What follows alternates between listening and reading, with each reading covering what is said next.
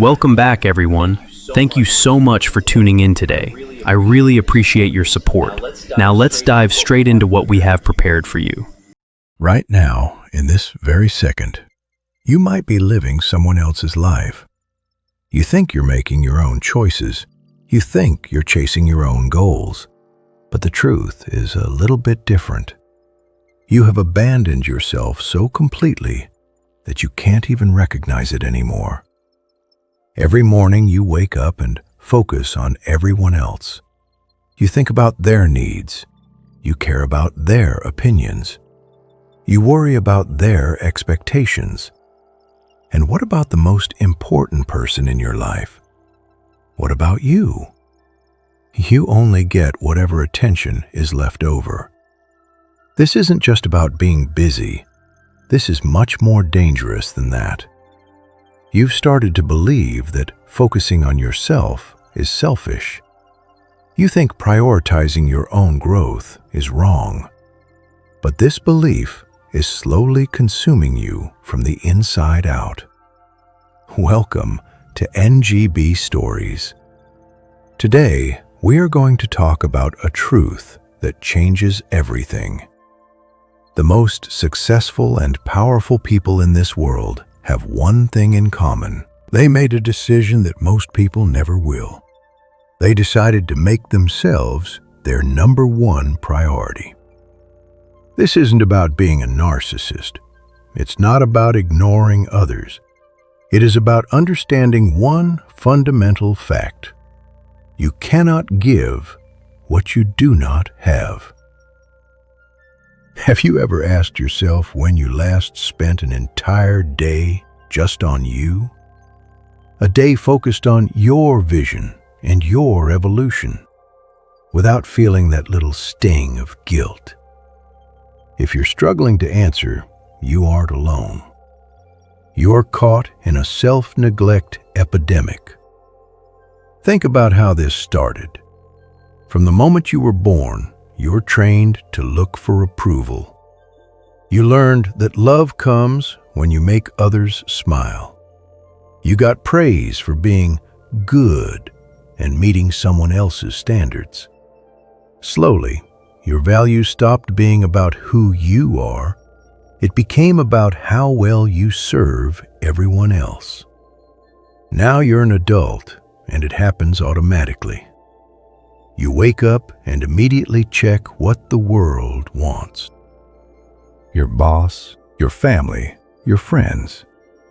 You organize your whole life around external pressure, and in that chaos, you simply vanish. This is identity erasure. When you focus outward, you lose the connection with your own soul. Your dreams get blurry. Your sense of self gets watered down. You become someone's employee or someone's friend, but you stop being you. This damage is brutal. It's what psychologists call learned helplessness. You get so used to reacting that you lose the ability to create. You stop trusting your gut. You live on autopilot. And here is the cruelest part. The more you focus on everyone else, the less you actually have to give. You become a depleted shell. You are running on fumes. You think you're being generous, but you're actually robbing the world of the best version of yourself. You build a life that looks impressive from the outside, but it feels empty on the inside. You collect approval while losing your own soul. The only cure is a radical decision. You must decide that you are your most important project. Let's look at the science for a moment. Your brain was not built to always focus outward. That is a biological fact. Your nervous system and your emotional balance need self-focused attention. When you ignore this, you are literally damaging your brain. Scientists talk about something called the default mode network. This is a collection of brain regions that handle self-reflection. It processes your experiences and plans your future. It is the maintenance system for your sense of self. When you are always reacting to others, you suppress this network. You rob your brain of the time it needs to grow. You end up in a state of continuous partial attention. You feel scattered and overwhelmed. Your brain starts losing the ability to tell your thoughts apart from external noise. You become an emotional sponge. You soak up everyone else's stress. But when you practice self-focus, things change. Research shows that activities like journaling or solo time increase activity in the prefrontal cortex. That is the part of your brain responsible for decision-making and self-control. It also calms down the amygdala, which is your brain's alarm system. This means you become less anxious. You become more steady. Every day you prioritize others over yourself. You train your brain to be less self-aware. You become addicted to external direction. But neuroplasticity means you can rebuild these pathways. Just 25 minutes of daily self-focus can reverse years of neglect. Your brain becomes sharper. You start seeing solutions instead of roadblocks. Now, let's talk about your addiction to validation. You've been programmed like software. Every time you check your phone for a like, you get a hit of dopamine. It's a reward loop. The more you rely on others to tell you you're good enough, the weaker your self-validation muscle gets. If you don't use it, it withers away. You become a validation junkie. You can't make a decision without asking someone else. You can't feel good about a win unless someone else claps. This programs you for mediocrity. You become a people pleaser by default. You choose the safe route because you don't want to ruffle feathers. You are so focused on not disappointing others that you guarantee you will disappoint yourself. Here is a hard truth. The people whose approval you want often don't want you to outgrow them. They want you successful, but not too successful. They want you to stay relatable. When you make their approval your priority, you let them set the ceiling on your life. Successful people are often criticized because they broke free from this trap. They learned to trust their own judgment. Breaking free means rebuilding your internal validation system from scratch. It means measuring your worth by your own standards, not society's terms. This is how you stop being a slave and start being the master of your life. So, how do we fix this?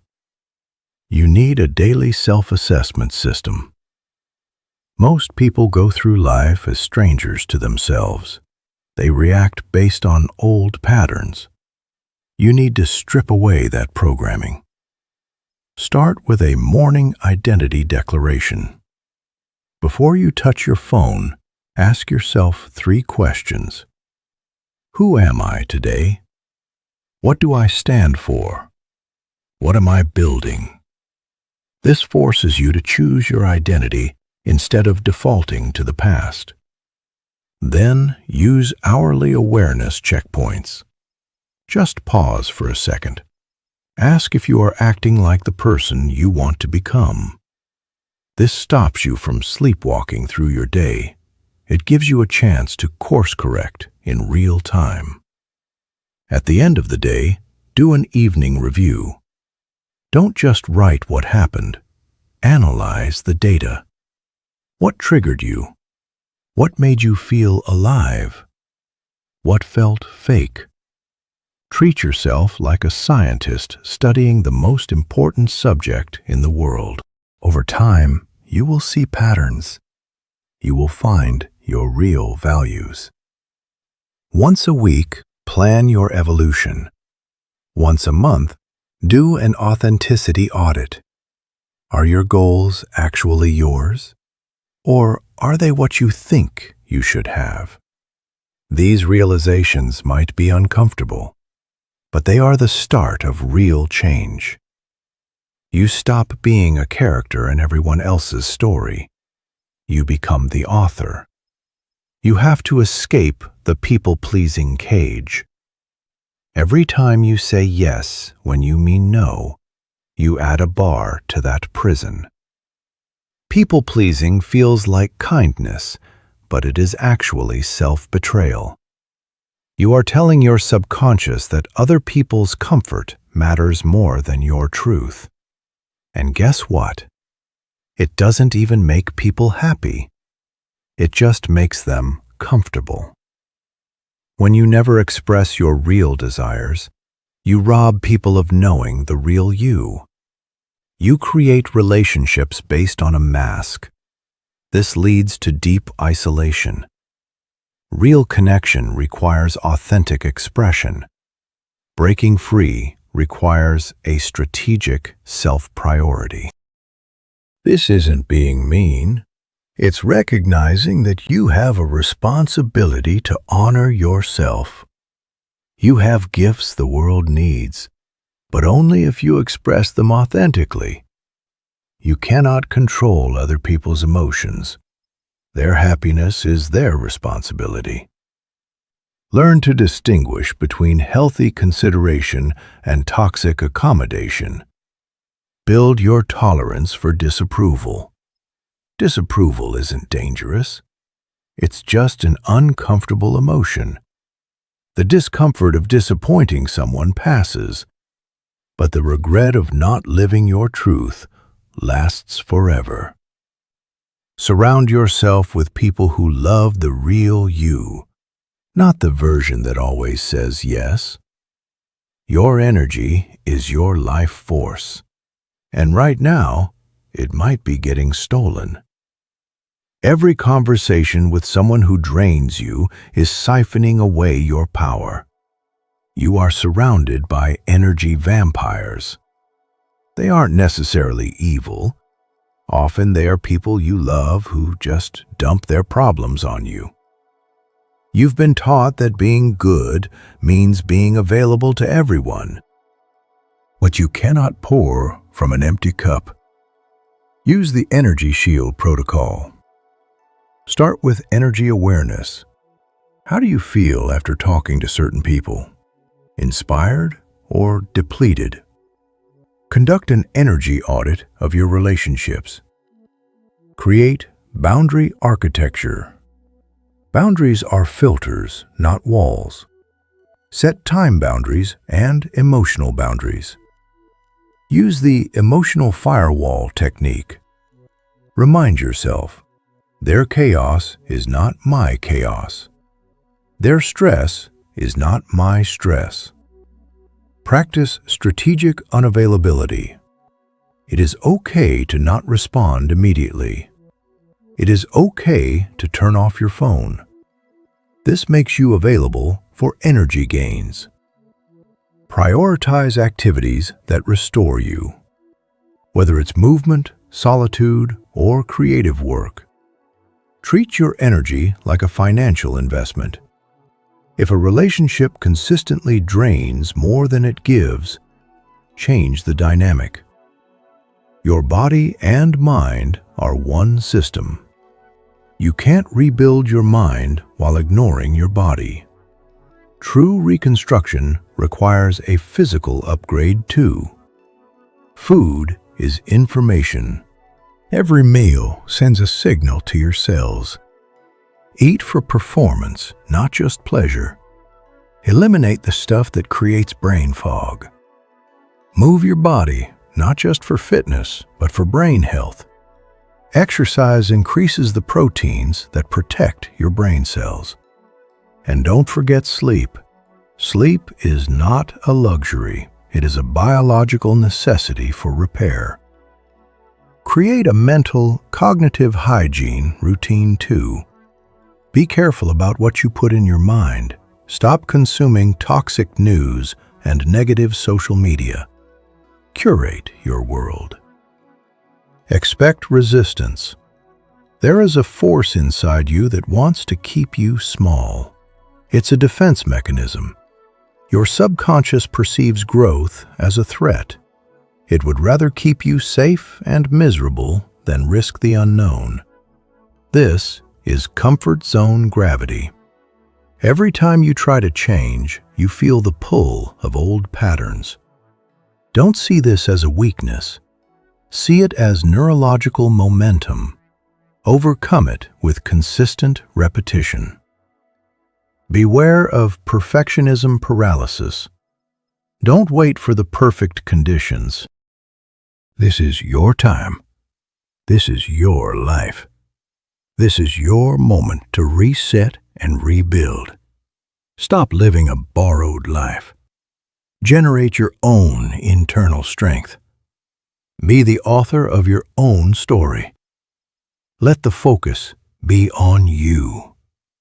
Because when you change yourself, you change your entire world. Thank you for being with NGB Stories. Now, go out there and start building the version of you that you've always dreamed of.